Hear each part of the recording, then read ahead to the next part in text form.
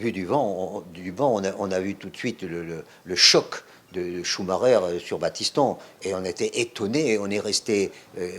Mais pourquoi que l'arbitre ne siffle pas? Il aurait pu siffler et il y aurait eu déjà un penalty et deuxièmement peut-être l'expulsion du gardien. Donc c'était quelque chose de très important et notre joueur qui a été obligé de sortir, qu'on a été obligé, et il avait des dents de cassé, et il était plein de sang, et Michel Platini qui le ramenait,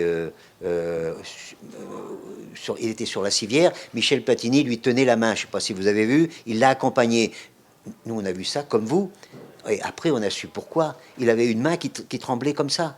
Et Platini lui tenait. Donc c'était quand même un choc violent et en même temps qui a déstabilisé un petit peu le match parce qu'on perdait notre joueur et eux n'ont pas été sanctionnés du tout sur cet aspect-là. S'il y avait eu penalty et s'il y avait eu la sortie du gardien de but, ça a changé tout le match.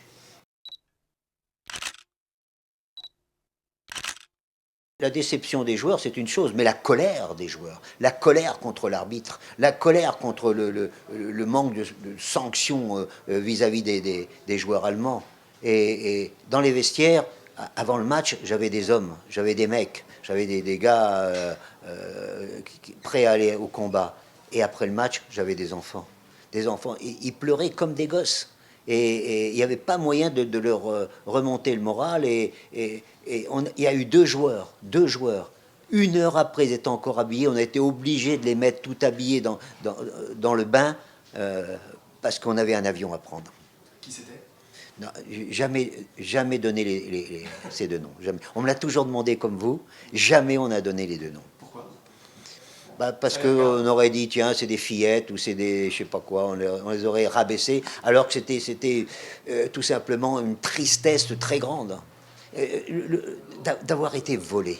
Tout était là pour nous. Les joueurs ont été sanctionnés comme s'ils ils avaient fait quelque chose de grave et malheureusement, l'arbitre n'a jamais été sanctionné.